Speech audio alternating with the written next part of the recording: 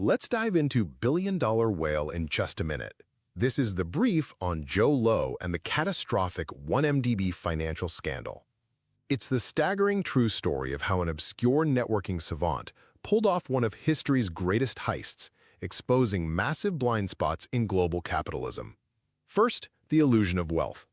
Low wasn't a billionaire, but he infiltrated the 0.1% by faking it, throwing lavish Wharton parties, swapping photos on borrowed yachts, and claiming he was a Malaysian prince. Like an Asian Great Gatsby, he computed every interaction to trade access with powerful people. But to acquire real wealth, he needed a vault, which brings us to the heist. Second, the heist and the enablers. Low convinced Malaysia's Prime Minister Najib Razak to let him unofficially control 1MDB, a state-run sovereign wealth fund.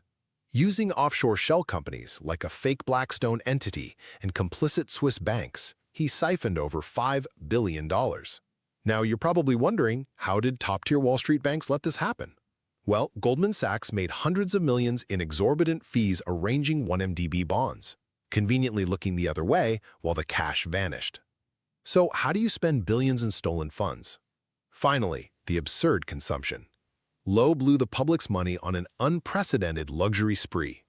We're talking million-dollar Vegas bottle service, a $250 million superyacht, and Cartier for supermodels. Ironically, he even financed The Wolf of Wall Street. Yeah, a movie about financial fraud was literally funded by one of history's largest financial frauds. Ultimately, Joe Low's success wasn't just a brilliant con, it's a damning indictment of a global financial system obsessed with wealth and willing to turn a blind eye.